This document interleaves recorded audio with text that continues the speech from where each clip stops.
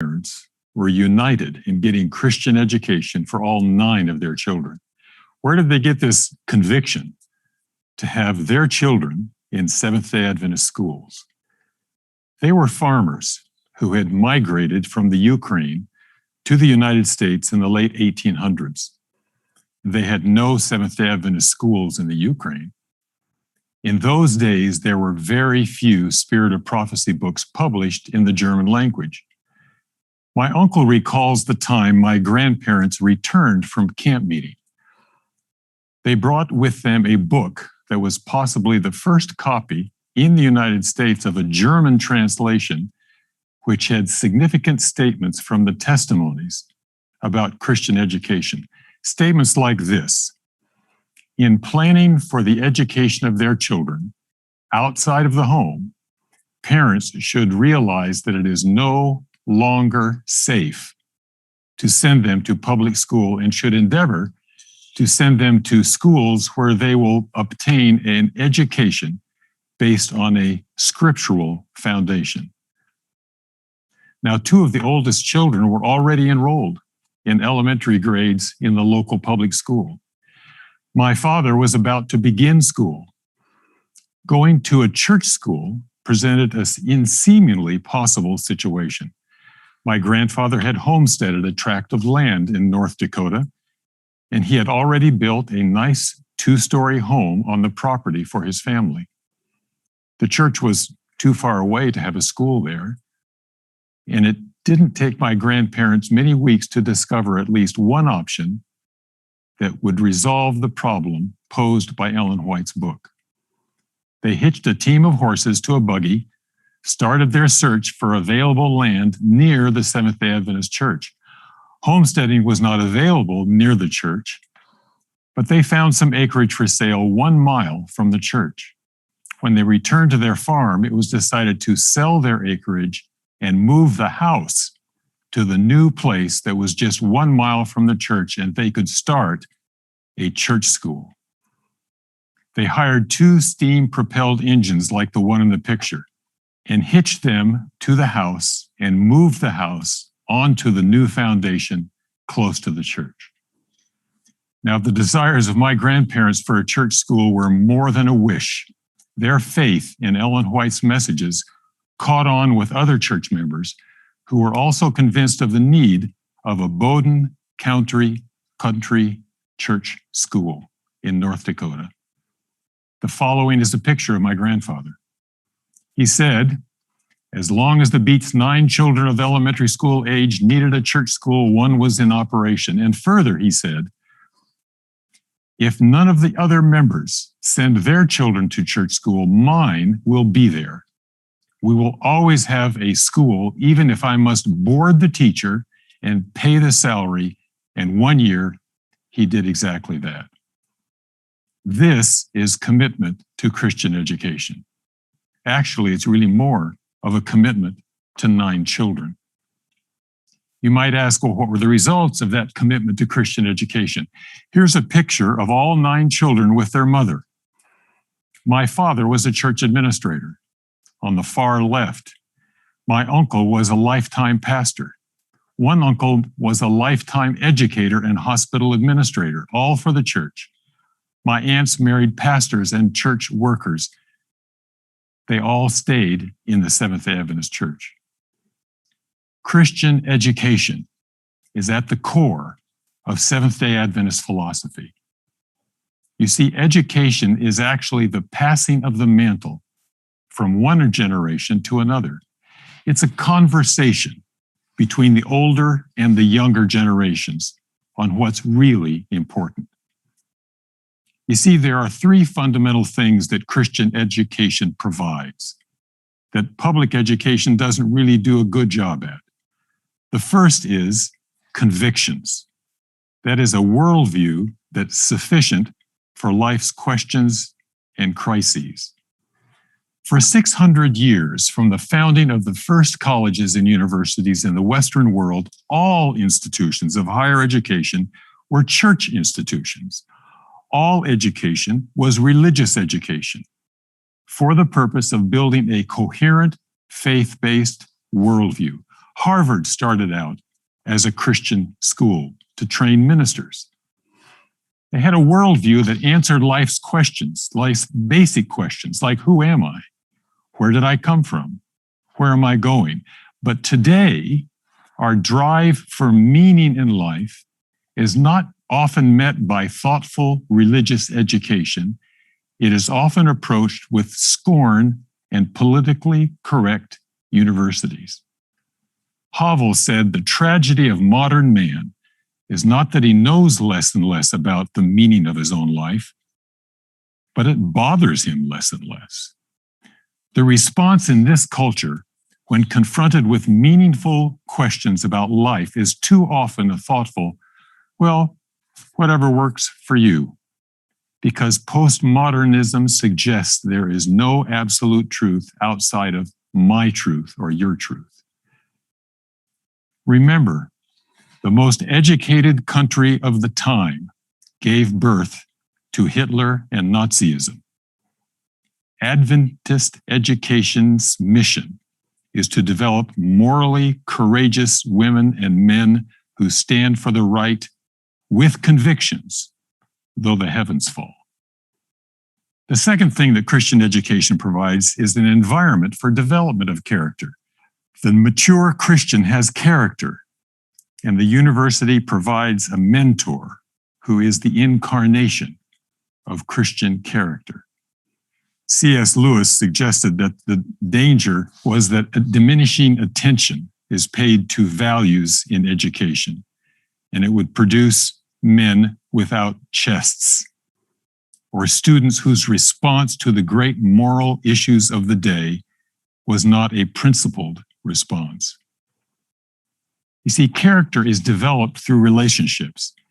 It is teachers and peers that interface with the students that provide the real life model for living the Christian life. And that happens outside of the classroom as well as in the class. Too much student formation is left to the internet today, where they learn history from those with a political agenda, and they learn in the movie theater theology from movies like The Lord of the Rings.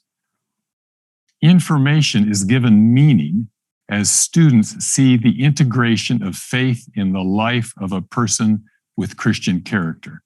Seventh-day Adventist education must not become, a professional trade school, where the only goal is to provide students with marketable skills so they can become a cog in society's information machine.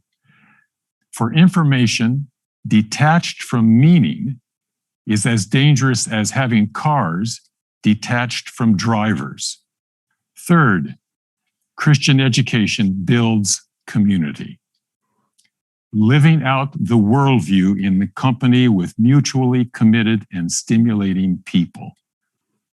We must not compartmentalize our religion into a class, and there without fully integrating our biblical worldview into every academic and non-academic aspect of university living, learning environment.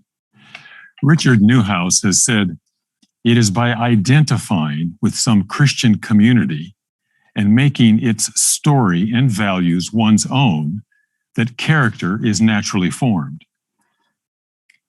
Its moral heritage, proverbial wisdom, and moral exemplars create levels of expectation and a sense of accountability." Adventist education is about conviction and character formation in communities. It is the inculcation of values, not simply job training. It is about building citizens of the world, not just narrowly focused producers of value for marketable goods. It's about building citizens in the kingdom of God. I know some students chafe under the rules and regulations that constrain their behavior and their freedom. The cultures they are immersed in set standards of behavior that they might prefer to follow, rather than the rules of a conservative religion that seems to be set in the last century.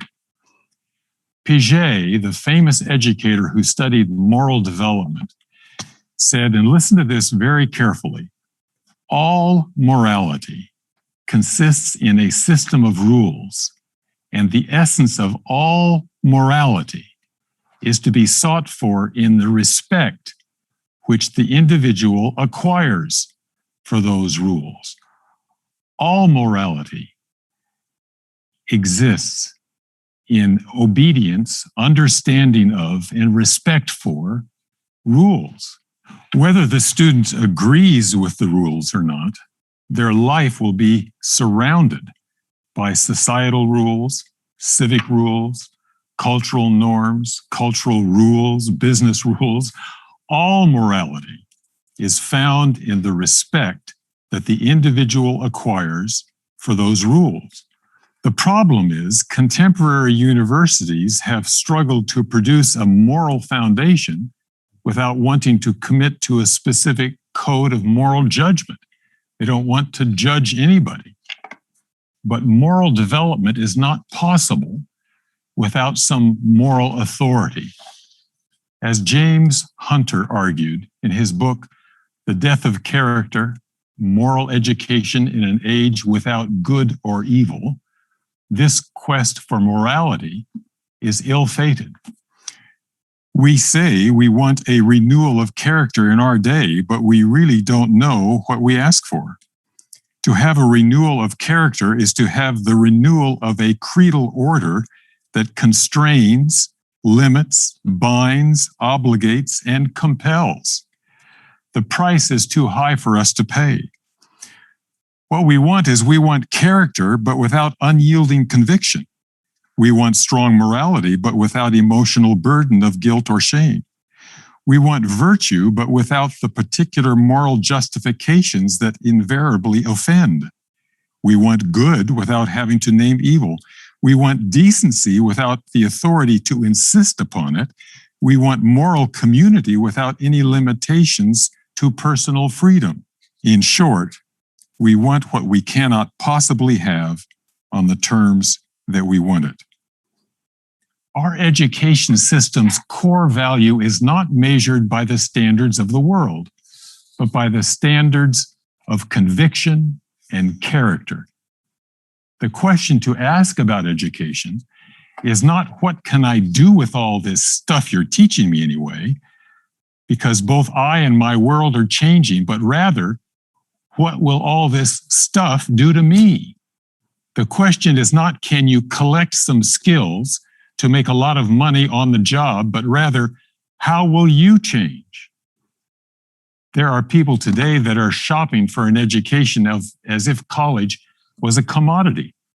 They shop for the lowest price, the biggest scholarships, with the goal in mind of getting the best product for the cheapest price. And the only product they see is a job that earns money. Can you make a commodity out of a university religious experience? Can you replicate educational outcomes by computerizing the curriculum? There are those who would say about Christian education, well, our children are too isolated. It's like a greenhouse or a cocoon. They need to be exposed to the world. There may have been a time when our children could have been isolated from the world, but in the age of the internet and cell phone, it's not possible to isolate our children from the world. I make no apology for our schools being a greenhouse or a cocoon. A cocoon is appropriate for the undeveloped butterfly. A greenhouse is where you want to shield the young plants from the wintry blasts. An incubator is designed to protect the developing eggs and young chicks. There would be no reason to exist if it was not to provide an environment that was different and, yes, productive and protective of developing minds, while at the same time exposing them to ideas they will all confront in the world. We've got to remember what Martin Luther said many, many years ago. I would advise no one to send his child where the Holy Scriptures are not supreme. Every institution that does not unceasingly pursue the study of God's Word becomes corrupt. I greatly fear that the universities, unless they teach the Holy Scriptures diligently and impress them on the young students, are wide gates to hell. Now, I'll have to admit, Luther was not known for understatement. But remember, the time of Luther was a long time ago. What about today? U.S. News and World Report article about secular public education says the following. Almost all of the 401 randomly selected students around the country, of them 97% said their college studies had prepared them to behave ethically in the future work of their lives. So far, so good. But 73% of the students said that when their professors taught them about ethical issues, the usual message was, uniform standards of right and wrong don't exist. What is right and wrong depends on differences in individual values and cultural diversity. It's not news that today's campuses are drenched in moral relativism. But we are allowed to be surprised that college students report that they're being well prepared ethically by teachers who tell them, in effect, that there's no real ethical standards, so anything goes. Postmodernists see individuals as products of specific culture who must guard against the temptation to inflate their own norms into universal standards and dress up their own interests in objectivity. To claim knowledge as universal truth is impossible if you're a postmodernist. There is no truth, just narratives and stories that work for your communities.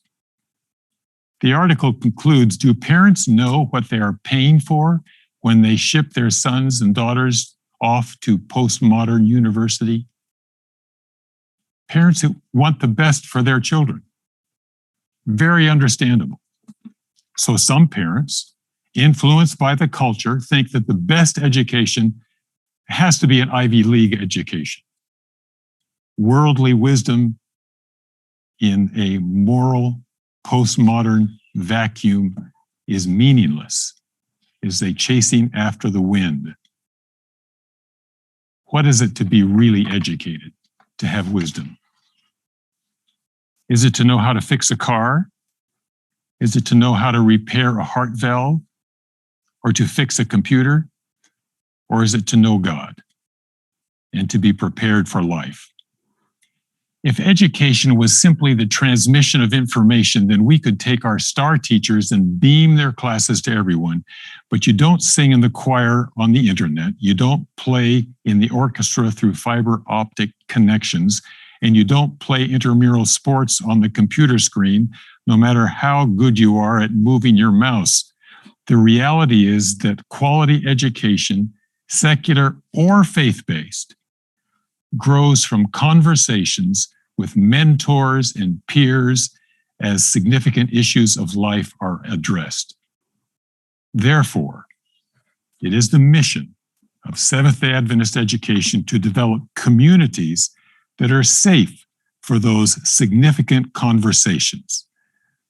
The question that is vital to ask is, what community do you want your child in when they are developing convictions and character?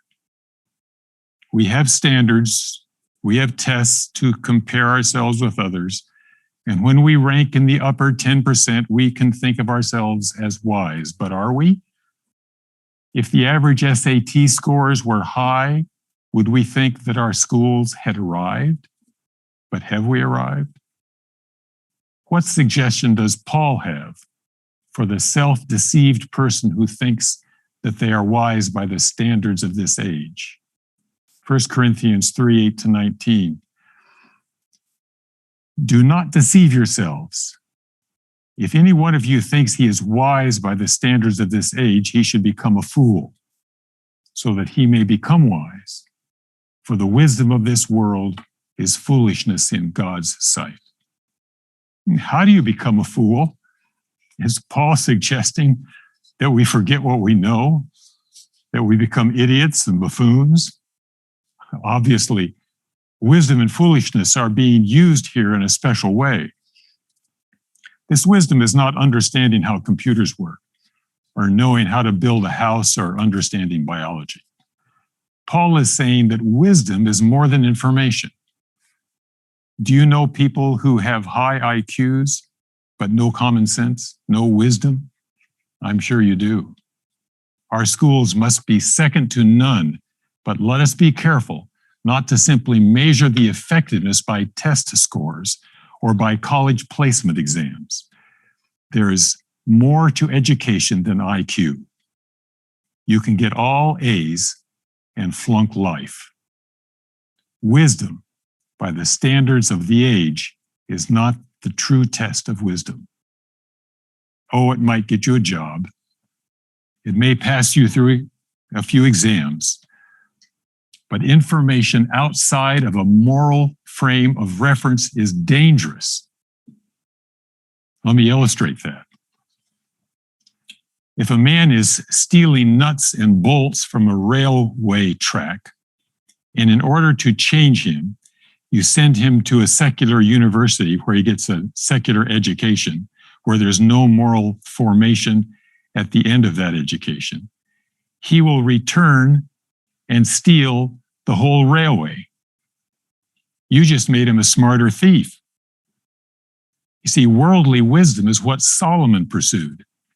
He said, I devoted myself to study and to explore by wisdom all that there is done under the sun, under heaven. I have seen all the things that are done under the sun, and all of them are what? Meaningless, a chasing after the wind. Solomon's collection of information was a meaningless chasing after the wind.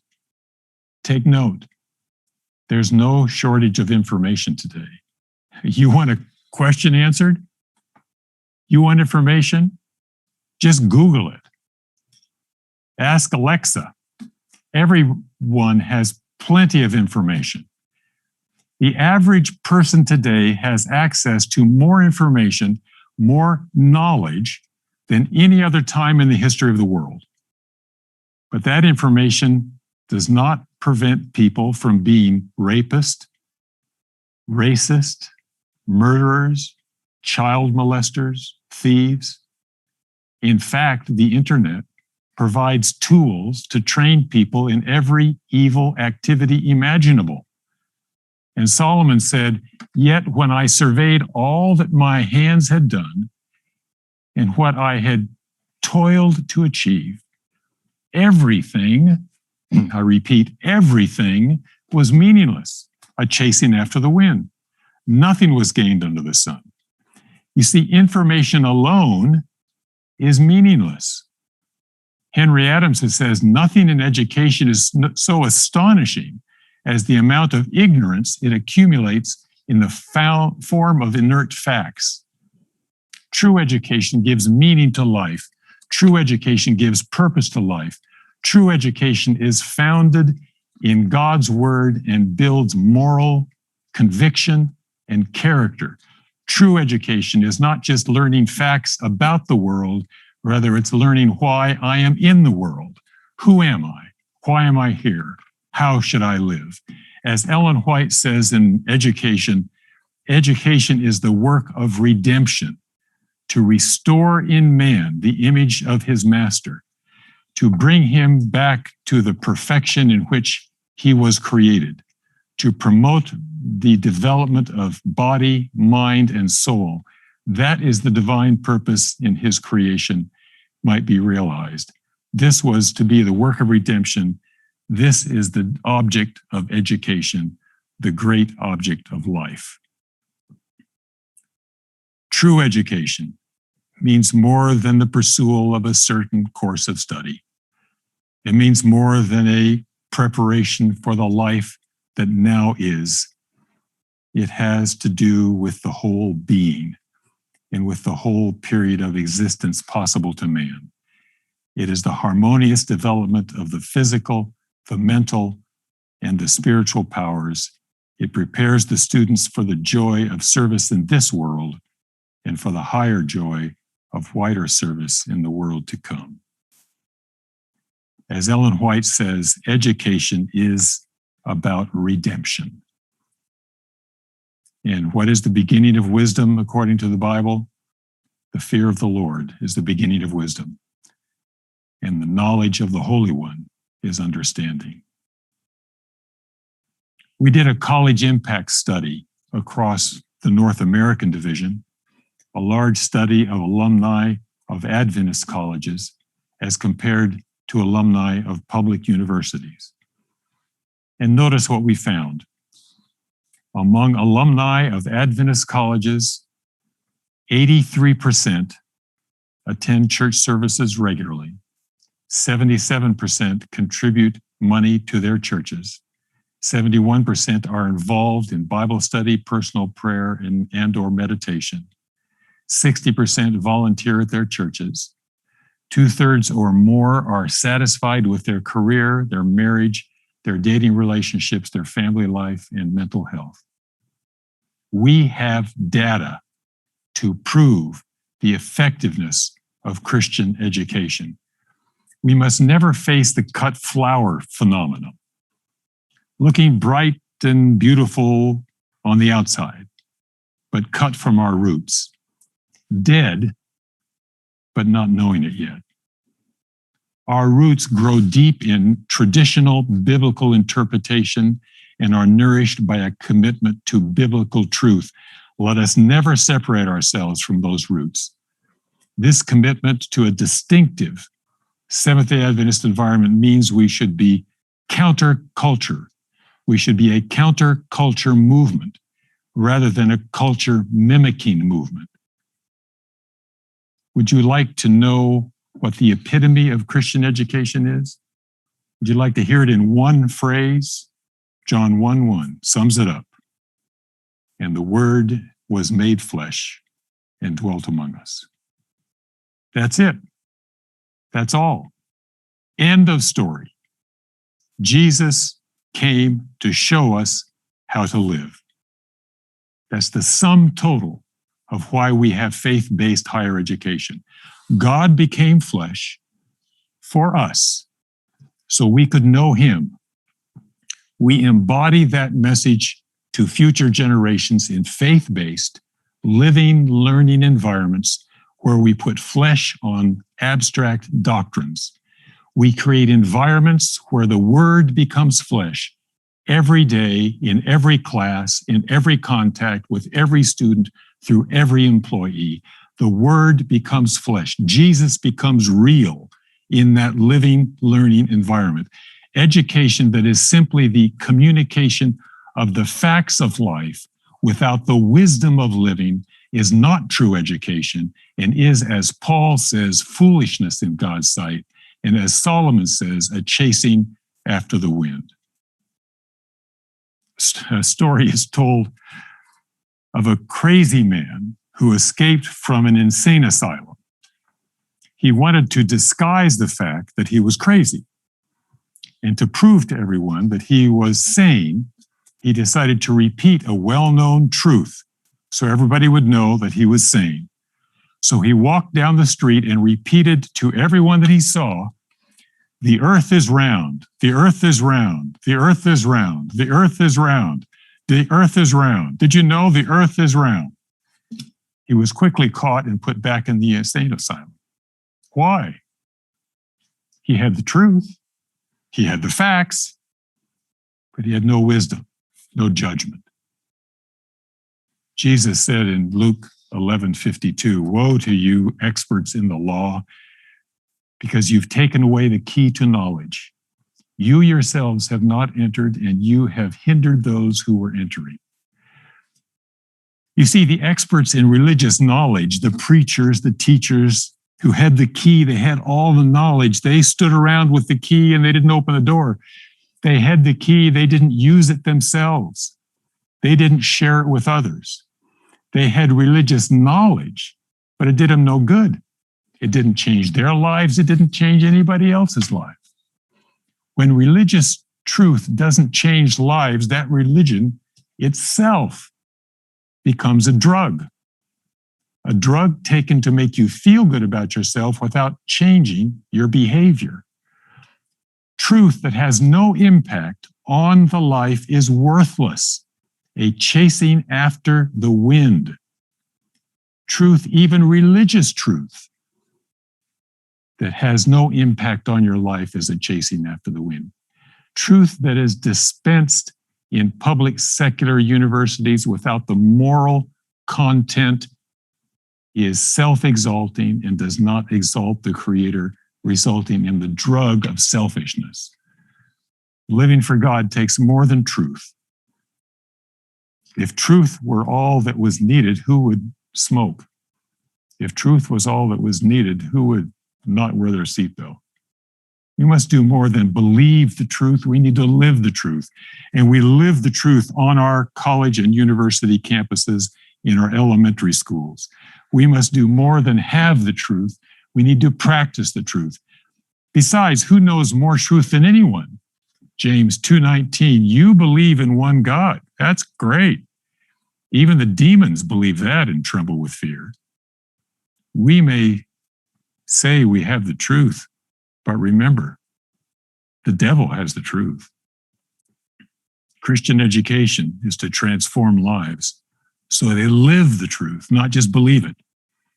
All information without the framework of the meaning of life is foolishness, and it creates simply stupid people that think they're smart. Christian education is not 2 angels plus 2 angels equals 4 angels, or studying geography of the Holy Land, or studying the Bible instead of Shakespeare. Christian education is different not because of the facts that are different. It's different because of the teachers that dispense those facts, the environment in which those facts are given, the biblical foundation for those facts, and the integration of faith and learning. The disciples of John the Baptist, came to see Jesus. They were discouraged. They were dejected. Their leader was in jail. John himself actually had a few questions to ask Jesus. Are you the Messiah, or do we look for somebody else? Jesus, at first, seems to ignore the question. And he keeps on working, healing, preaching. And at the end of the day, Jesus says, what? Go and tell John what you've seen. Isn't it interesting? The disciples questioned whether Jesus was the one or he was supposed to be somebody else. Jesus didn't say, let me show you the Bible prophecies that have been fulfilled. Jesus didn't say, let me give you a little Bible study here. Jesus didn't say, I have some truth for you. No. Jesus kept working, and at the end of the day said, go and tell John what you've seen. Do we have a Christian school? It's not look at the name on our school. It's not look at the curriculum. Of course we're Christian. We're sponsored by the church. We have the truth. That's not why we have a Christian school. Rather, come and see. Watch the faculty. Watch the students share their faith. Watch the school family get involved in community projects. Watch the students and teachers having prayer together, having worship together.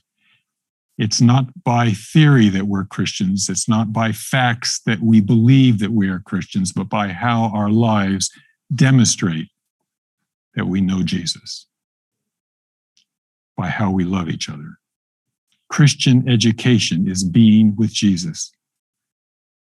The disciples had not much schooling. They were fishermen, common laborers. They didn't even have an 8th grade education. Acts 4:5 describes a meeting where Peter and John were interviewed by some Jewish leaders.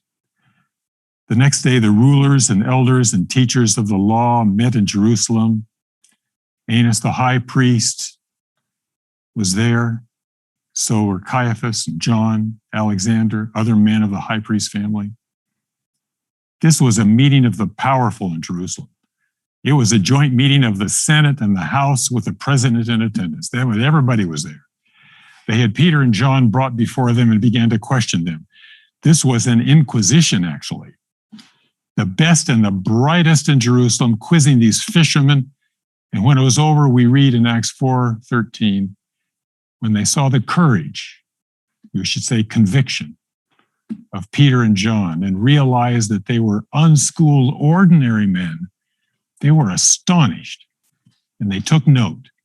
These men had been with Jesus. That is true wisdom. That is true education. That is what eternal is of eternal significance. When you have been to our schools, other people see that you have conviction, courage, and they take note. You have been with Jesus. You see, the biggest problems the world faces today don't relate to building fuel-efficient cars or even to stopping global warming. Our biggest problem today is how we get along with each other. Palestinian and Jew, Protestant and Catholic, Muslim and Christian, black and white. Our education should make the life of Jesus clear. We should create the utopian communities where the grace and love of God is manifest in our relationship with others, faculty, staff, and students. We can say they have been with Jesus. I'm sure that every generation considers that their time is the pivotal time in the history of the world, and they are alone standing at the fulcrum of history. But I can't help but think that at this time in history, as we chart a spiritual course for Adventist education through the waters of secularism, we must face challenges that make switching to online learning during a pandemic look easy.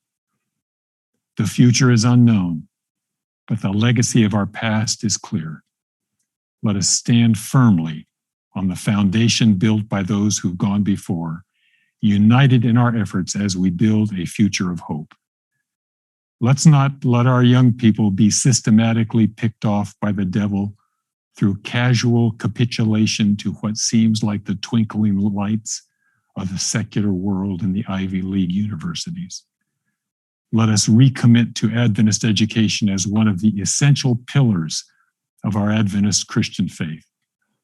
Let us do all we can to lead our children to make an eternal decision to choose Jesus. A parable to consider, a story. The situation of the story is located in Fenton Forest. Once upon a time, in Fenton Forest, Bert the bear decided that he would study up on honey and how it was made. Now, when Bert decided to do something, he never did it halfway. He spent his days with the comb of honey, studying the intricate construction techniques. He studied in the field. He studied at Big Tree Tech. He studied in the library. He studied in his den. He researched on the internet. He was spending all of his time researching some new thing about bees and honey. You could ask him anything about honey and about bees, and he knew the answers. Gruff the bear came to him one day, honey dripping out of his mouth and over his jowls. "Come on, Bert. I found a hive and it's the best honey I've ever tasted." "I can't go," replied Bert. "I just came across some new information on hive construction." "Hive construction," Gruff said. "Forget it. Come with me for some hive destruction. Let's eat." "No," said Bert, "I really need to learn this." So Gruff went off to eat, and Bert memorized the geometry of bee cells. And wise old owl said, "Knowledge may fill the mind, but it isn't worth much unless it also fills the stomach." And that is also true of religious knowledge. Until it fills the life, it is meaningless, a chasing after the wind. Eternal Father in heaven,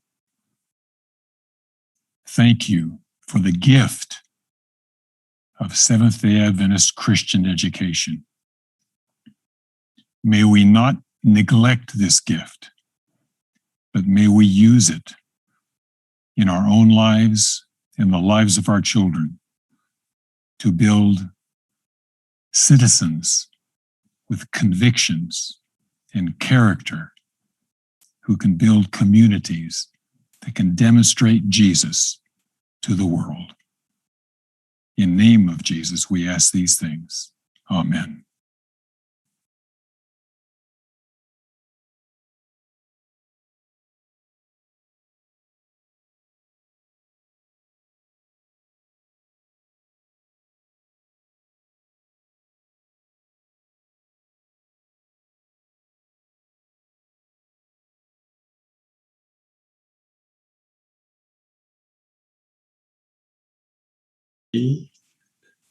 I think you can hear me now.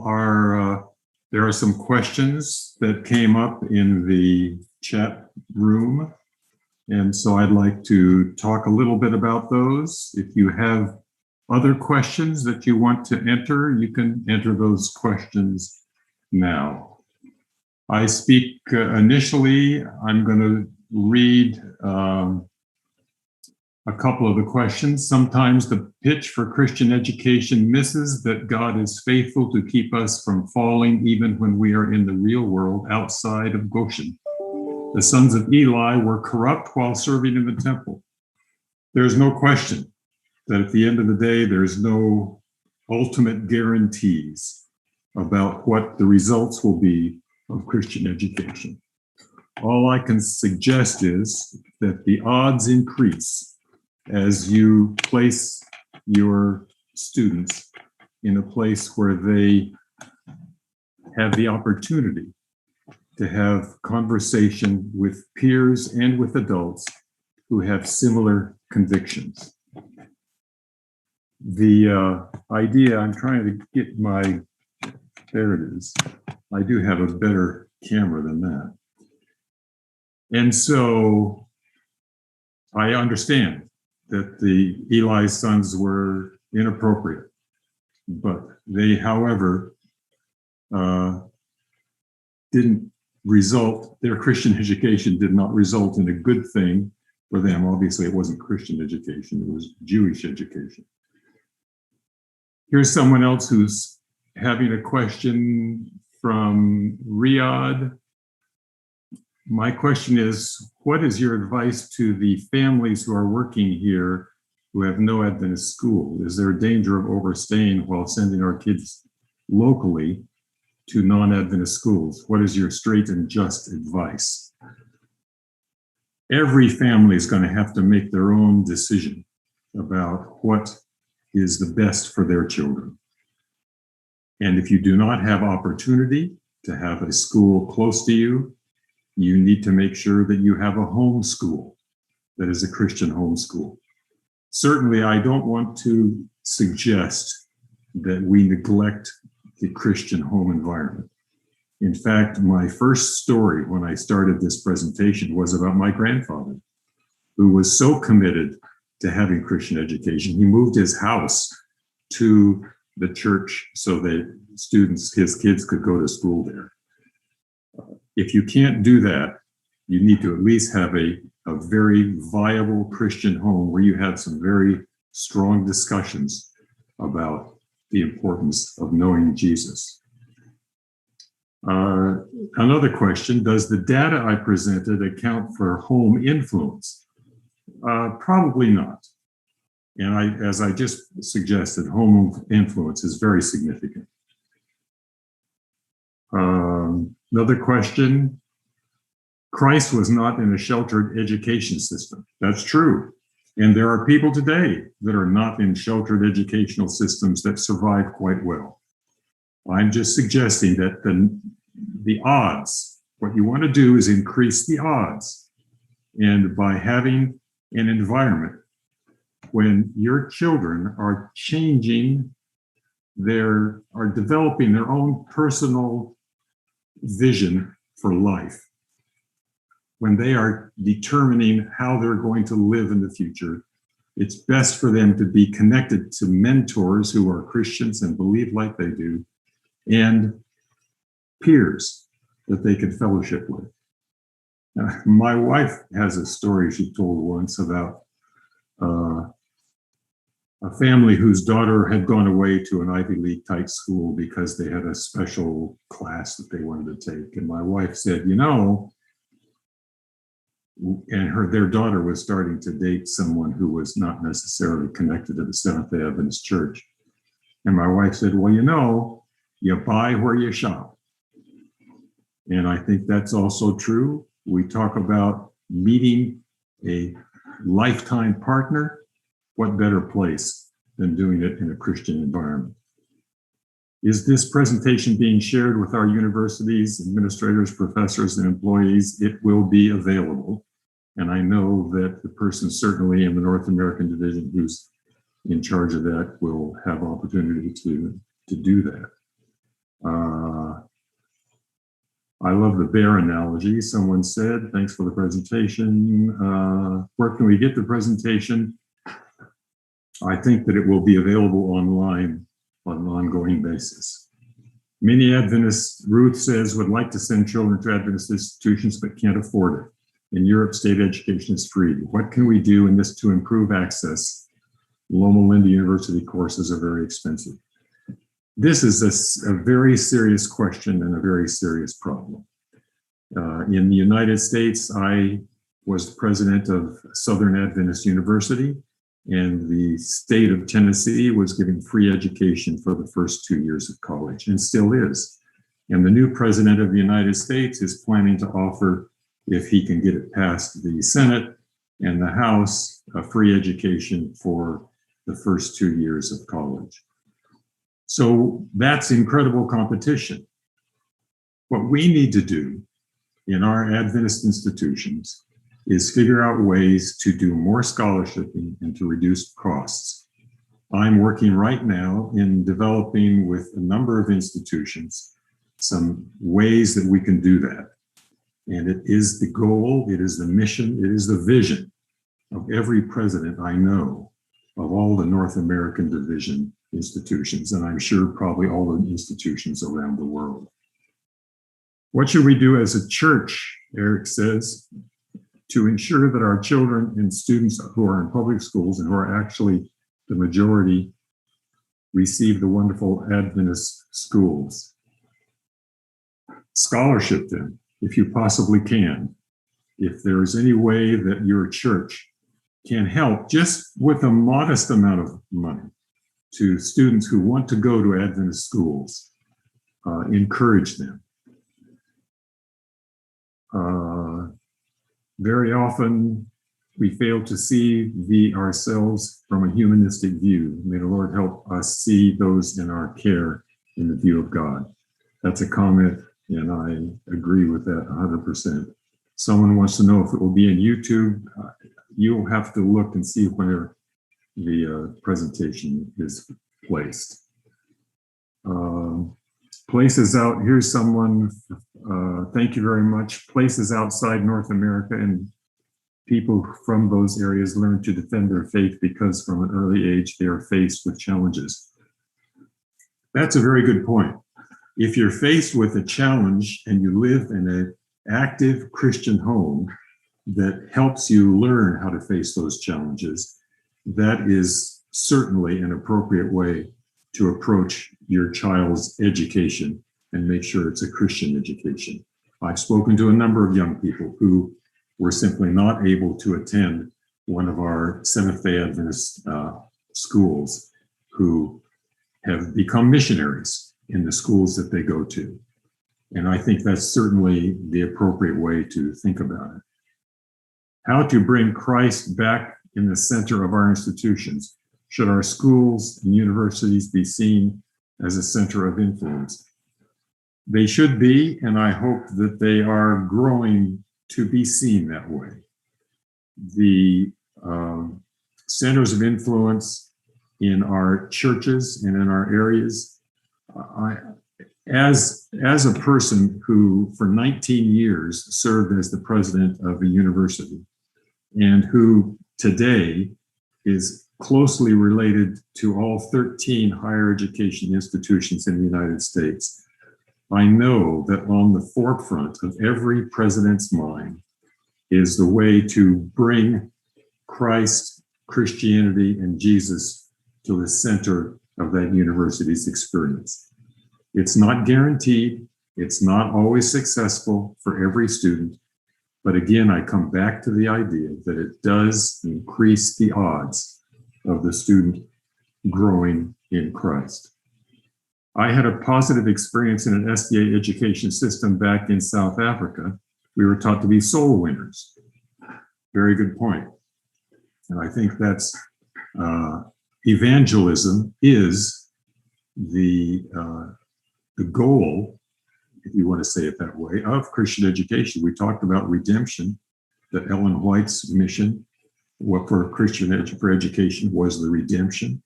And so there are lots of baptisms that happen at our institutions, and I know that redemption certainly is the goal.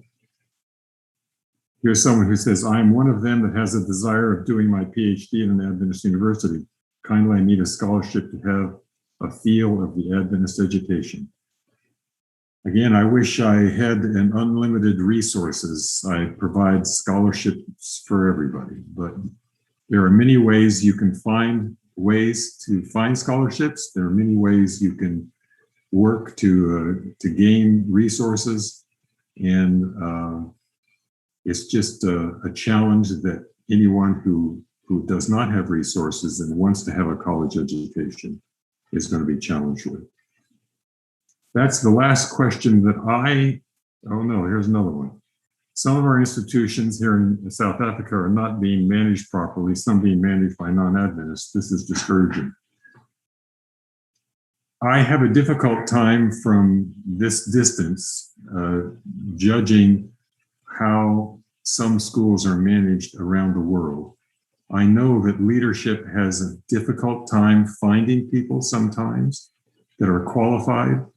Again, when I was president of an Adventist university, we obviously tried to hire Adventist faculty, and we always did, but that's not always possible. Sometimes you are teaching some things where there is no Adventist that has the ability to provide that teaching. And so you have to hire some non-Adventist faculty. But again, the atmosphere that is created by the leadership and by the administrative team on that campus that does not apologize for the fact that it is a Christian-focused institution makes a big difference in how the students respond. And I think there are many students who would come to some of our schools with the clear knowledge that they are learning from Seventh-day Adventist educators. Thank you, everyone, for watching. I hope that this presentation will be useful to you and can be useful again in the future. God bless you all.